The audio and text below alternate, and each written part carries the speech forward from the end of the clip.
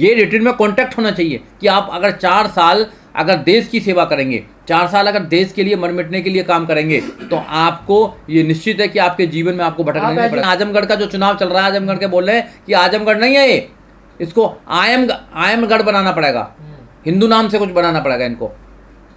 तो ये हिंदू मुसलमान की राजनीति करते हैं। जब से आपने देखा होगा 2014 से लेकर 2022 चल रहा है, कभी हिंदू मुसलमान आ जाता है, कभी कब्रिस्तान और शमशान आ जाता है, कभी हिंदुस्तान पाकिस्तान आ जाता है, लव जिहाद आ जाता है, गाय गोबर आ जाता है, सारे हिंदू मुसलमान के संबंध में हो जाए। मोदी जी ने कहा था कि 2 करोड़ रोजगार देंगे हम। 2014 से लेकर 2022 लगभग 8 साल हो गए हैं। 8 साल का मतलब है 16 करोड़ रोजगार देने चाहिए थे। रोजगार के नाम पर जीरो हैं, रोजगार दिए नहीं है, रोजगार छीन लिए गए हैं। मोदी जी ने कहा था सबका साथ सबका विकास, तो उनकी सरकार में सबका साथ नहीं है, साथ सिर्फ वोट के लिए दिया जाता है, विकास कुछ चंद लोगों का रहा, चंद पूंजीपति लोगों को हो रहा है। तो ये है मोदी जी का राज।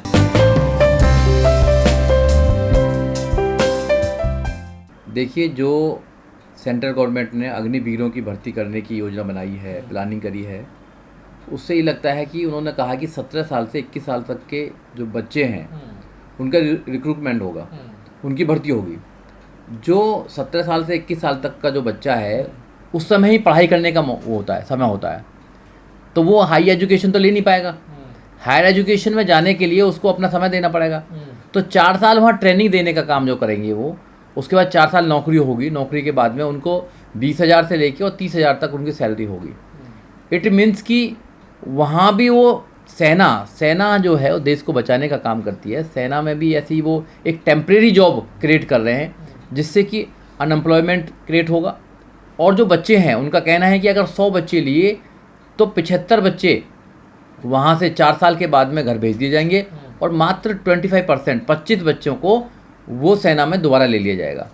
तो ये क्या है कि एक नए प्रकार से अनएम्प्लॉयमेंट क्रिएट कर रहे हैं।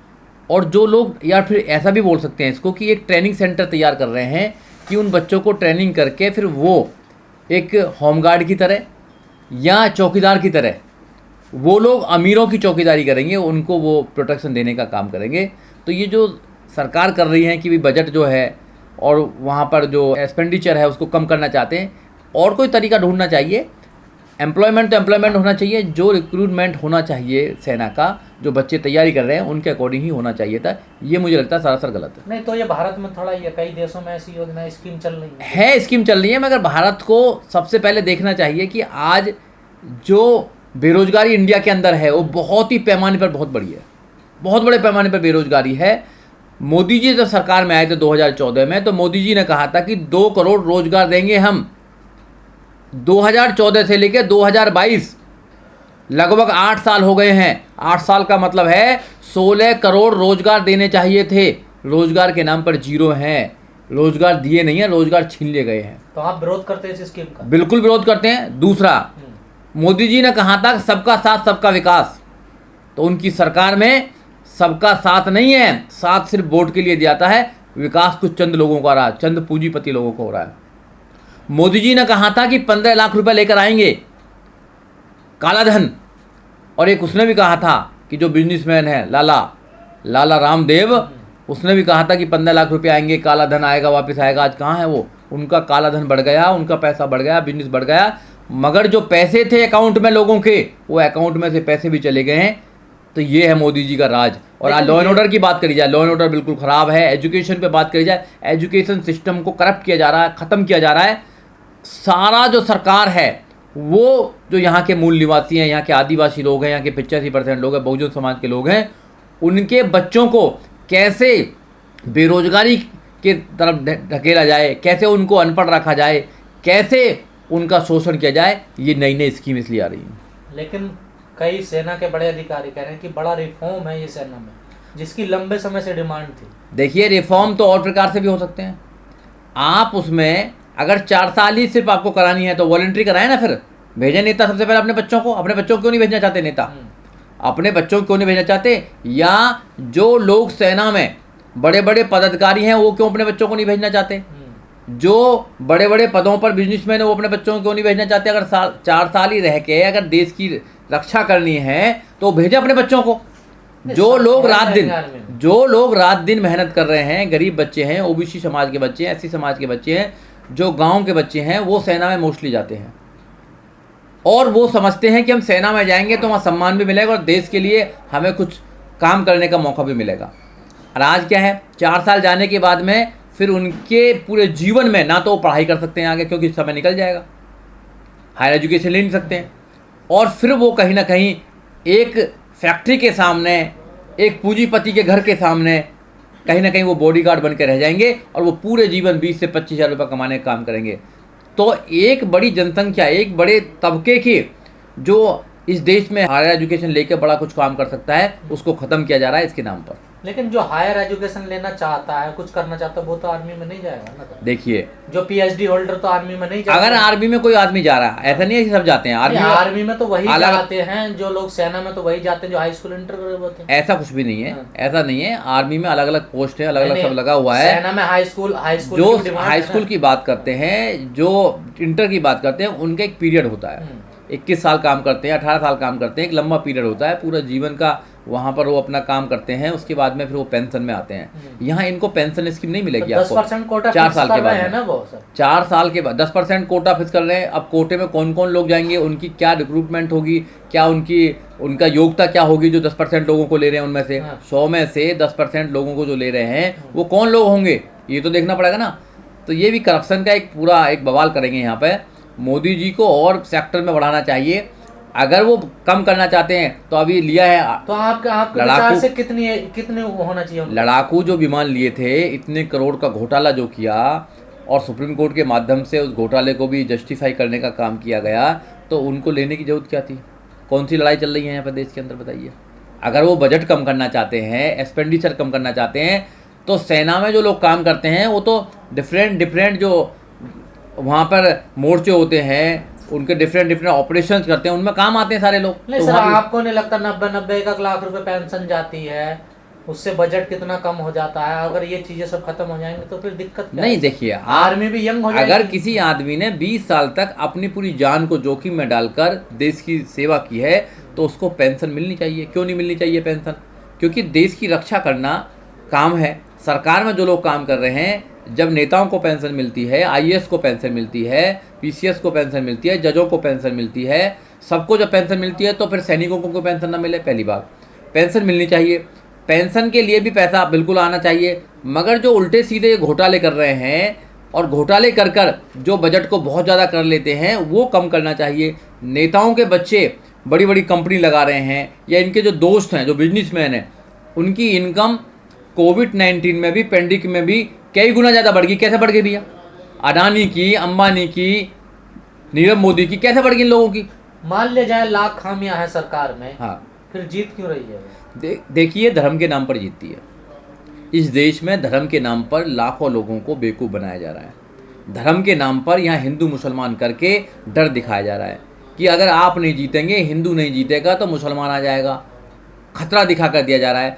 जो रियल में जो मुद्दे हैं, एजुकेशन का मुद्दा है, बेरोजगारी का मुद्दा है, लॉ एंड ऑर्डर का मुद्दा है, लिए उसके बाद में है महिला सुरक्षा का मुद्दा है, देश में शांति का मुद्दा है, ये मुद्दों पे तो चर्चा होती नहीं है। ना समझे कि बहकावे में आ जाती है। बिल्कुल 100% आती है। धर्म के नाम पर सब एक तरफ हो जाते हैं, धर्म के नाम पर, हिंदू मुसलमान के नाम पर। अब क्या करें, आजमगढ़ का जो चुनाव चल रहा है, आजमगढ़ के बोल रहे हैं कि आजमगढ़ नहीं है ये, इसको आयमगढ़ बनाना पड़ेगा, हिंदू नाम से कुछ बनाना पड़ेगा इनको।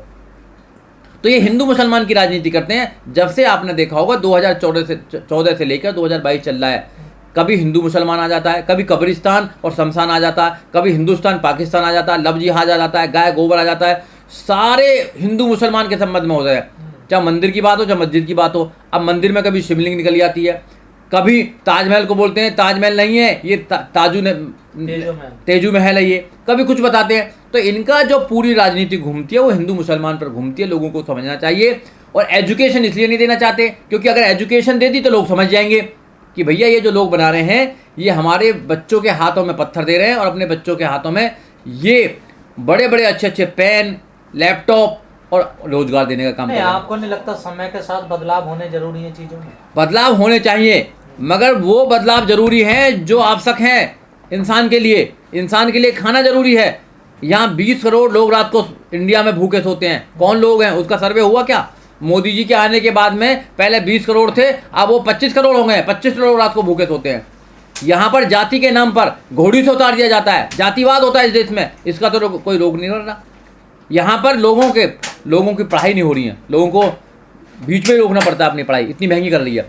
जब संविधान के अकॉर्डिंग फंडामेंटल राइट्स है, पढ़ाई जो है, एजुकेशन है, आर्टिकल 21A फंडामेंटल राइट्स है। 6 साल से लेकर 14 साल तक के बच्चे को फ्री एंड कंपलसरी एजुकेशन देनी पड़ेगी। तो फिर क्यों बच्चे नहीं पढ़ रहे इस देश के अंदर? जब देश पढ़ेगा, देश के बच्चे पढ़ेंगे, जब तो देश आगे बढ़ेगा। तो जिनके पास पैसा वो अपने बच्चों को पढ़ा रहे हैं, गरीबों अपने बच्चों को नहीं पढ़ा रहे हैं। एजुकेशन देखो ना, एजुकेशन का कितना बुरा हाल कर रखा आपने, तो उस पर तो कोई जोर दे नहीं रहा। लेकिन सरकार ने ये स्कीम पीछे हटने से मना कर दिया, वापस तो नहीं होगी। सरकार ने कई स्कीम पीछे हटने से मना कर दिया था। ऐसे ही जब 3 वो बनाए थे, कानून बनाए थे, कृषि कानून बनाए थे, तो सरकार ने जब भी 1 साल से ज़्यादा का आंदोलन किया, मगर सरकार को बैकफुट पे आना पड़ा। SC/ST प्रिवेंशन एट्रोसिटीज एक्ट 1989 जो सुप्रीम कोर्ट ने डाइल्यूट कर दिया था 20 मार्च 2020 को, वो भी सुप्रीम कोर्ट ने वापस आना पड़ा ना सुप्रीम कोर्ट को। 2018 की बात कर, 2018 छात्र आंदोलन कर रहे थे इस स्कीम को लेकर, अब तो उनकी बात समझ में आने लगी है। सेना के अधिकारी, मीडिया, तमाम लोगों ने समझाया। देखिए, सरकार को, जो सरकार काम करती है, अब जो लोग हैं वो अपना आंदोलन करते हैं, अपनी आवाज़ को बताते हैं, आवाज़ को उठाने का काम करते हैं, मगर सरकार जो है, सरकार कहीं ना कहीं ये पॉलिटिकल मोटिवेटेड होती है, कहीं ना कहीं ये प्री प्लान उनका होता है कि भाई हम ऐसा कुछ करें कि जहाँ से कि जो लोग हैं वो परमानेंट एम्प्लॉयमेंट ना हो, 4 साल होने के बाद में फिर वो बेरोजगार हो जाए। अगर सरकार ये कहती 4 साल वहाँ काम करेंगे और 4 साल के बाद में हम सिविल उसमें डिपार्टमेंट में इनको नौकरी देने का काम करेंगे, तो जब तो मुझे समझ में आता है। स्टेट गवर्नमेंट कहीं कह रही है ना कि हम इनको प्राथमिकता देंगे। प्राथमिकता ना देंगे, उनके श्योरिटी दे। प्राथमिकता तो बहुत सारी काम कर रहे हैं, फंडामेंटल राइट्स क्यों दे पा रही है? ये सुरक्षा नहीं दे पा रहे, ये एजुकेशन नहीं दे पा रहे लोगों को, तो कहाँ से करेंगे? जो फंडामेंटल राइट्स उसको नहीं दे पा रहे। ये रिटर्न में कॉन्ट्रैक्ट होना चाहिए कि आप अगर 4 साल अगर देश की सेवा करेंगे, 4 साल अगर देश के लिए मर मिटने के लिए काम करेंगे, तो आपको ये निश्चित है कि आपके जीवन में आपको भटकना नहीं पड़ेगा। एजुकेशन की लगातार बात कर रहे हैं, बिल्कुल। सरकार न्यू एजुकेशन पॉलिसी लाए, आप उसका भी विरोध करना शुरू कर भैया, न्यू एजुकेशन पॉलिसी बिल्कुल खराब पॉलिसी है। आप 1 नेशन 1 एजुकेशन करो ना। इतने सारे बोर्ड क्यों बना रखे हैं आपने? पूरे देश में एक से एजुकेशन होनी चाहिए। क्या पूरे देश में IAS बनते हैं तो अलग अलग होते हैं क्या? बिहार के लोगों को अलग एग्जाम होता है, उत्तर प्रदेश के लोगों का अलग, ऐसा होता है क्या? IAS बनेंगे तो सारे जितने भी स्टेट हैं सबका एक से एक ही होता है ना, एक ही पेपर होता है। अगर PCS बनना तो एक ही पेपर होता है, जज बनना तो एक ही पेपर होता है। तो आप जब एक ही पेपर होता है तो एक ही पढ़ाई कराओ ना पूरे देश के अंदर सब लोगों से, फिर देखो, फिर कंपटीशन करो। आप पढ़ाई अलग अलग कराएंगे, आप कॉन्वेंट में पढ़ाई अलग कराएंगे, कुछ बच्चों के लिए बहुत अच्छा है, स्टैंडर्ड पढ़ाई कराएंगे, और कुछ बच्चों के लिए बिल्कुल भी कुछ नहीं है। कुछ बच्चे तो ऐसे हैं जो सरकारी स्कूल में पढ़ते हैं, उन पे 8वीं में पढ़ते हैं, मगर इंग्लिश में किताब नहीं पढ़ सकते हैं, हिंदी में किताब नहीं पढ़ सकते हैं, फिर कैसे वो आगे IAS PCS डॉक्टर बनेंगे? तो आप एजुकेशन को ख़त्म कर दिया है, एजुकेशन का स्टैंडर्ड बिल्कुल नीचे कर दिया है आपने। उसी स्टैंडर्ड को लाने के लिए तो सरकार न्यू एजुकेशन पॉलिसी लाई थी। भैया, न्यू एजुकेशन पॉलिसी में क्या नया क्या आपने क्या? न्यू एजुकेशन पॉलिसी जब आएगी जब आप सारे एजुकेशन को सेम कर देंगे। एजुकेशन सेम होनी चाहिए, कानून सेम है ना पूरे देश के अंदर। अगर कोई भी बड़े से बड़ा आदमी भी अगर अपराध करेगा, अगर मर्डर करेगा तो 302 ही लगेगी। छोटे से छोटा आदमी करेगा जब भी लगेगा। गरीब से गरीब, बड़े से बड़ा, पढ़ा लिखा, IAS PCS doctor, engineer, professor, जज, वकील, नेता, कोई भी अगर मर्डर करेगा किसी का 302 ही लगेगी। ऐसे ही एजुकेशन भी सेम होनी चाहिए। एजुकेशन भी 1 नेशन 1 एजुकेशन होनी चाहिए इस देश में, क्योंकि जितने भी लोग हैं देश के तो सब नागरिक हैं, be the people of India, हम भारत के लोग हैं। लेकिन कई लोग कह रहे हैं इस स्कीम से जो जातिवाद या समूह के नाम पे जो रेजिमेंट बनी हुई है वो भी अब खत्म हो जाएगा। वो तो खत्म होनी चाहिए, पहले ही खत्म होनी चाहिए। वो खत्म नहीं होंगे, वो चलती रहेंगी, वो चलती रहेंगी। वो कहीं नहीं लिखा हुआ ऐसा कहीं भी कोई वो नहीं है। ये तो अलग से एक भर्ती करी जाएगी ना, उन पर कोई असर नहीं पड़ने वाला। तो जब उसमें भर्ती नहीं होगी, अब जब अग्निवीर दोबारा भर्ती होगी तो कहाँ बचेगी? ऐसा कहीं नहीं कि सिर्फ अग्निवीरों की दोबारा भर्ती होगी, और जब करेंगे आप उससे ऊपर करेंगे, अग्निवीरों से ऊपर भी तो कोई करेंगे ना। आप सूबेदार लेंगे, आप कर्नल लेंगे, आप मेजर लेंगे, उनको कहते अग्निवीर से बजाय क्या हो? नहीं, वो तो प्रमोशन के थ्रू जाएगा। ऐसे प्रमोशन 4 साल में कौन सा प्रमोशन हो जाएगा? 4 साल में तो बाहर निकाल देंगे आपको। क्यों 25% लोग नहीं जाएंगे? अरे भैया, जो IAS पोस्ट है उनको कैसे करेंगे आप? UPSC के थ्रू लेते हैं, उनको कैसे करेंगे आप? डॉक्टर जो जाएंगे वो अग्निवीर जाएंगे क्या? सेना में डॉक्टर नहीं होते क्या? इंजीनियर नहीं होते क्या? पोस्ट है CDS भाई, वो CDS के द्वारा जाते हैं। नहीं, वो एक दो पोस्ट है ना, उनके उनके लिए कोई वो रेजिमेंट थोड़ा ही बनाई देखिए जाएगी। ये इसमें सबसे बड़ा आप देखोगे जिसमें गरीब तबके के लोग जाते तो थे। आप पक्ष में कि रेजिमेंट खत्म होनी चाहिए? देखो रेजिमेंट तो खत्म ही होने चाहिए, जाति के नाम पर रेजिमेंट तो खत्म होनी चाहिए, सेना सेना होती है। ये अंग्रेजों के ज़माने चल रहा है, कहाँ से चल रहा पता नहीं है। देश आज़ाद हो गया है, सबको जब संविधान के अकॉर्डिंग सब सेनाओं में जाने का अधिकार है, सबको लड़ने का अधिकार है, तो ये रेजिमेंट जो नाम जो है जातियों के नाम पर है वो ख़त्म होनी चाहिए। ये जातिवाद को पनपाती है, जातिवाद को पैदा करती है। ये सेना का मैं सेना में जातिवाद नहीं हूँ। सेना का उद्देश्य क्या होता है? सेना का उद्देश्य होगा देश को दूसरे देश से बचाना। लेकिन सर ये तो उद्देश्य होता है, ये उद्देश्य थोड़ी होता है कि भाई जातिवाद को पैदा कर लो उसमें।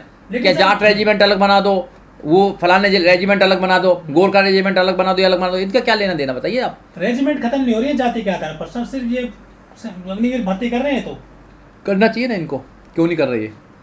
ओपन होना चाहिए, ओपन भर्ती होनी चाहिए, सब जाति के लोग आए। लेकिन बहुत सारे कर्नल जनरल हैं रिटायर्ड हैं, टीवी पे इसके फायदे बता रहे हैं अग्निवीर। वो तो फायदे बताएंगे ना, उनका तो काम हो चुका है ना, उनका काम हो चुका है, वो अपने डबल वो ले रहे हैं, पेंशन ले रहे हैं, सब कुछ ले चुके हैं। देखिए सरकार के कुछ पक्ष में होते हैं, कुछ विपक्ष में होते हैं, मगर सच्चाई ये है कि जो अच्छी पॉलिसी होती है वो सब लोग उसके पक्ष में होते हैं। ये पॉलिसी अच्छी नहीं है।